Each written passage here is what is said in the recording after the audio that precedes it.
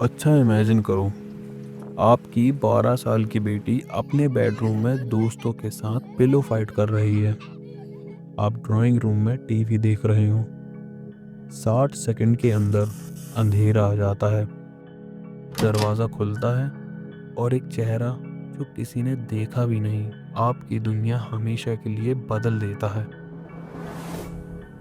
ये कोई horror film नहीं, ये 1 अक्टूबर 1993 पेटालुमा कैलिफोर्निया की real night. Welcome to police वाला फाइल्स।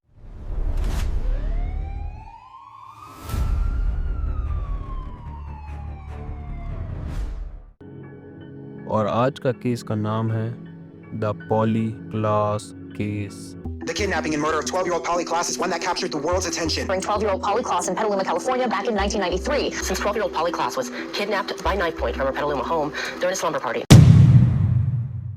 12 अक्टूबर 1993 की रात, पेटालुमा एक पीसफुल क्वाइट टाउन जहां लोग अपने बच्चों को सेफ महसूस करते थे।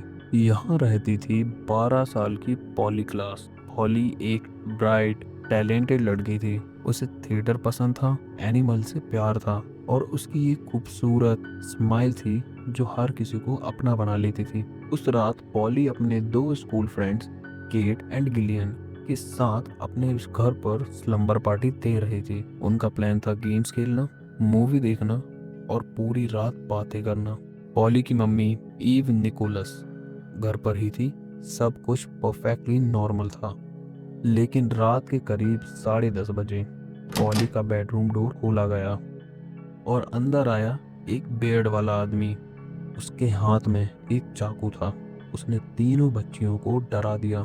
उसने कहा, चुप रहो, नहीं तो मैं तुम्हें मार दूंगा। उसने पॉली के दोस्तों के हाथ पैर रोप से बांध दिए और फिर उसने उनकी आंखों पर पिलो का कवर भी बांध दिया। उसका मकसद था चोरी। लेकिन फिर उसकी नज़र पड़ी पॉली पर। उसने पॉली को उठाया।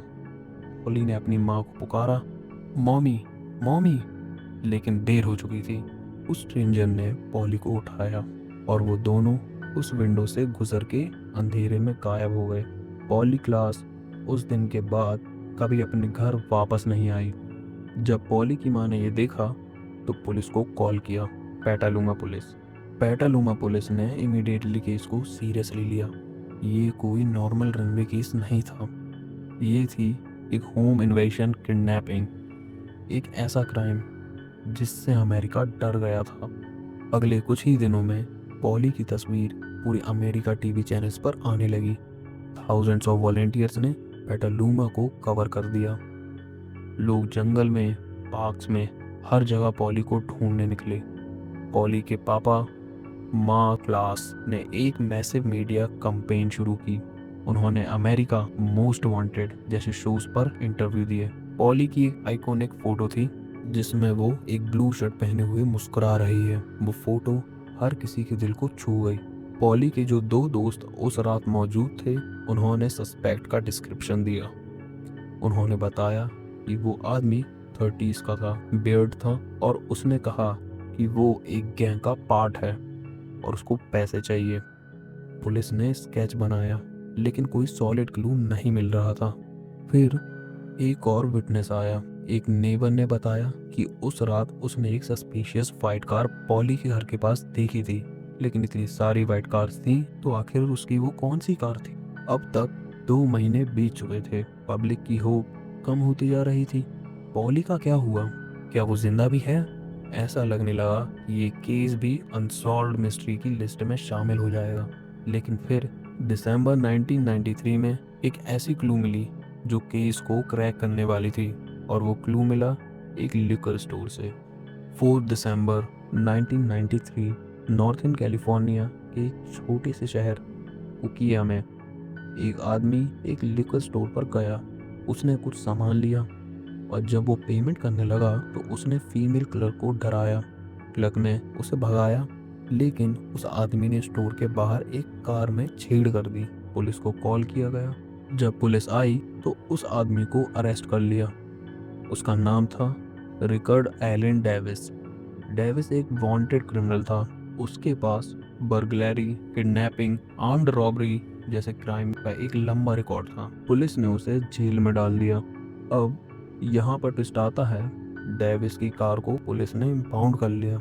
जब एक ऑफिसर उसकी कार को चेक कर रहा था तो उसने एक ब्लैक ग्लोव देखा। उस ग्लोव को उठाया और उसके नीचे एक स्मॉल स्टोन स्टडेड रिंग था। ये रिंग किसी लड़की की ही लग रही थी। ऑफिसर ने सोचा शायद कोई छोटी सी क्लू है। उसने रिंग को एविडेंस के तौर पर सबमिट किया। उसे पता नहीं था कि वो रिंग पॉली क्लास केस का वो फाइनल पीस ऑफ पजल है जिसको पूरा अमेरिका ढूंढ रहा था। जब पेटालुमा पुलिस को पता चला कि उकिया पुलिस ने एक रिंग रिकवर की है तो उन्हें शक हुआ। उन्होंने पॉली की फैमिली से पूछा, क्या पॉली ऐसी रिंग पहनती थी? पॉली की फैमिली ने इमीडिएटली पहचान लिया, हाँ ये रिंग पॉली की ही थी, उसके पापा ने उसे ही दी थी। अब पुलिस के पास एक सॉलिड एविडेंस था। एलन डेविस को पॉली क्लास किडनैपिंग से डायरेक्टली लिंक कर रहा था। पुलिस ने डेविस से इंट्रोगेशन शुरू की। फाइनली डेविस ने कन्फेस कर दिया। उसने माना कि वो ही पॉली के घर गया था। उसने बताया कि उसने पॉली को किडनैप किया था और फिर उसने वो जगह बताई जहां उसने पॉली को छुपा रखा था। पॉली की बॉडी मिली सोनोमा काउंटी के एक हाईवे के करीब जंगल में। पोस्टमार्टम रिपोर्ट ने कंफर्म किया कि उसको स्ट्रैंगुलेशन से मर्डर किया गया था। पूरी दुनिया के लिए होप खत्म हो गई। पॉली की कहानी का ट्रेजिक एंड हो चुका था। रिकर्ड एलन डेविस का ट्रायल 1996 में शुरू हुआ। कोर्ट में डेविस ने अपने आप को गिल्टी इम्प्रूव करने की कोशिश की, लेकिन एविडेंस इतना स्ट्रॉन्ग था कि कोई चांस नहीं था।